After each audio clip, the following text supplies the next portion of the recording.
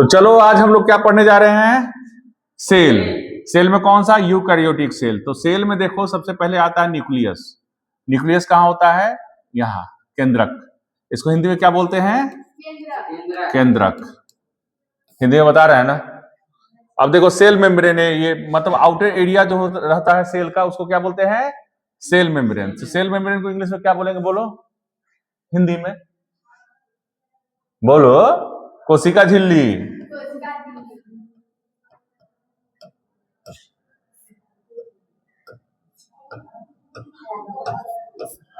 फिर कोशिका झिल्ली होता है। उसके बाद देखो यहां पर इंडोप्लाज्मिक रेटिकुलम, ये यहां पर पाया जाता है। ये दो प्रकार का होता है, इसको शॉर्ट में ईआर बोलते हैं और हिंदी में इसको बोलते हैं अंतःपर्दवी जालिका। क्या बोलते हैं, जो कि अभी हम लोग लिखे हैं अंतःपर्दवी जालिका। दो प्रकार का होता है, एक होता है स्मूथ इंडोप्लाज्मिक रेटिकुलम यानी कि एसईआर, एक होता है रफ इंडोप्लाज्मिक रेटिकुलम यानी कि आरईआर। यानी कि स्मूथ इंडोप्लाज्मिक रेटिकुलम का मतलब हुआ चिकनी अंतःपर्दवी जालिका, और आरईआर मतलब रफ इंडोप्लाज्मिक रेटिकुलम, इसका मतलब क्या हुआ, खुरदरी अंतःपर्दवी जालिका। तो अंतःपर्दवी जालिका कब खुरदरी अंतःपर्दवी जालिका हो जाती है, जब उसके ऊपर राइबोसोम का कण पाया जाता है, समझे। तो ये हुआ इंडोप्लाज्मिक रेटिकुलम।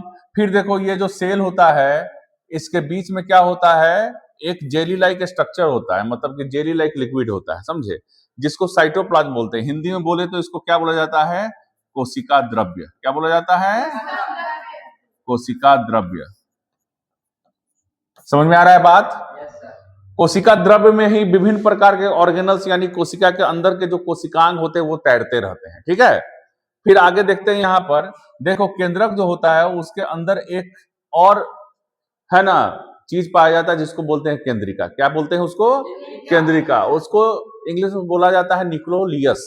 और उस केंद्रिका के अंदर पाया जाता है डीएनए। क्या पाया जाता है, डीएनए। डीएनए का फुल फॉर्म होता है डीऑक्सीराइबोज न्यूक्लिक एसिड। डीएनए पाया जाता है, जीन पाया जाता है और क्रोमोसोम पाया जाता है, समझे। लेकिन क्रोमोसोम तुमको सेल में डायरेक्ट नहीं दिखेगा। कब दिखेगा क्रोमोसोम, बोलो। क्रोमोसोम जब सेल डिवीजन होगा यानी एक सेल से दूसरा सेल बनेगा, तब जाके हमें क्रोमोसोम दिखाई देता है। अब देखो इसी सेल में एक और चीज पाया जाता है जिसके बारे में हम लोग को पढ़ना है, लाइसोसोम। लाइसोसोम क्या होता है इसको समझते हैं। इसको बोला जाता है आत्महत्या की थैली। क्या बोला जाता है, आत्महत्या की थैली यानी suicidal bag of the cell. Suicidal bag of the cell क्यों बोला जाता है इसको, ये समझते हैं। देखो जब कोई सेल खराब हो जाता है तो उसको वो स्पेस खाली करना पड़ता है ना, वो वहां पर रहेगा तो दूसरे सेल के लिए जगह नहीं बनेगा। यहां देखो दूसरे सेल के लिए जगह नहीं बनेगा, तो उसको क्या करना पड़ता है, उस जगह से हटाना पड़ता है। तो suicidal bag of the cell यानी कि लाइसोसोम जो होता है, इसमें एक स्पेशल एंजाइम पाया जाता है। जब सेल खराब हो जाता है तो वो लाइसोसोम फट जाता है। क्या हो जाता है, फट जाता है, और उसमें से जो एंजाइम निकलता है वो पूरे सेल को पचा देता है। पूरे सेल को क्या पचा कर देता है, पचा देता है। बात समझे। तो ये लाइसोसोम जो है बहुत इंपॉर्टेंट टर्म है सेल में, जिसको suicidal bag of the cell यानी क्या बोलते हैं, आत्महत्या की थैली बोला जाता है। इसका बड़ा इंपॉर्टेंट रोल है, सेल को वहां से बिल्कुल हटाने का काम ये करता है। अब देखो ये है राइबोसोम, ये छोटा छोटा कण जैसा रचना जो है ये हमारे कोशिका द्रव्य में तैरता रहता है यानी साइटोप्लाज्म में, समझे। तो उसको क्या बोलते हैं, राइबोसोम। ये देखो ये है एक माइटोकॉन्ड्रिया। माइटोकॉन्ड्रिया को हिंदी में भी माइटोकॉन्ड्रिया कहा जाता है, power house of the cell. इसको क्या बोलते हैं, power house of the cell. देखो ये रहा power house of the cell. ये क्या करता है ये समझो, ये हमारे कोशिका में लगभग 10,000 की संख्या तक में पाया जाता है। कितनी संख्या में, 10,000 की संख्या में माइटोकॉन्ड्रिया पाया जाता है। इसको power house of the cell यानी कि ऊर्जा गृह क्यों कहा जाता है, कोशिकीय ऊर्जा गृह, ये समझते हैं। देखो ये जो है ना, जब हम लोग भोजन करते हैं तो उससे कार्बोहाइड्रेट प्राप्त करते हैं, ग्लूकोज। ग्लूकोज प्राप्त करने के बाद ये जो माइटोकॉन्ड्रिया है उस ग्लूकोज को जो है ना, जो एनर्जी में जब कन्वर्ट होता है तो वो एटीपी के रूप में ये अपने अंदर स्टोर कर लेता है। किसके रूप में, एटीपी। एटीआर हो गया ना, तो एटीपी के रूप में ये स्टोर करता है। एटीपी का फुल फॉर्म क्या है, एडेनोसाइन ट्राइफॉस्फेट। ये एक प्रकार का यौगिक है, बात समझे। तो यौगिक है तो इसके रूप में ये माइटोकॉन्ड्रिया करके क्या करता है, उस एनर्जी को अपने अंदर स्टोर करके रखता है। जब जरूरत होता है तो उस एनर्जी को क्या करता है, वो रिलीज करता है। क्या करता है?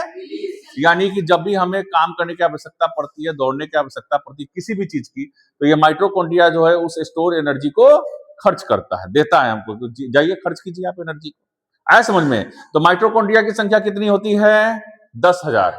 कितनी होती है? लगभग 10,000 की संख्या तक में एक कोशिका में माइटोकॉन्ड्रिया पाया जाता है। देखो ये है गोल्जी अपार्चस, ये है गोल्जी अपार्चस, इसको हिंदी में बोलते हैं गोल्जी उपकरण। इसका अलग अलग काम है। तो कुल मिलाकर लगभग इतने ही कोशिकांग जो है हमारे कोशिका में पाए जाते हैं, समझे? इतने ही पाए जाते हैं, इन्हीं के बारे में पढ़ना है। एक तुम लोग को है ना सेंट्रोसोम पढ़ना है, एक्स्ट्रा पढ़ना है, तो सब हम लोग देख लेंगे धीरे धीरे। समझ में आया? कोई दिक्कत इसमें? ये एनिमल सेल हुआ, समझे? एक है ना इसमें पाया जाता है वैक्यूल, रिक्तिका। क्या पाया जाता है? छोटा सा बना देते हैं हम अपने से, ये मान लेते हैं ये है क्या? रिक्तिका, वैक्यूल। देखो प्लांट सेल में जो है ना वैक्यूल 90% ऑफ द सेल होता है, यानी पूरे कोशिका का 90%। जबकि एनिमल सेल में जो रिक्तिका होता है बिल्कुल छोटा होता है, 9 के बराबर। समझे? सबका काम हम लोग धीरे धीरे पढ़ेंगे, ठीक है ना? एक बार में बताना तो संभव नहीं है। आया समझ में? कोई दिक्कत?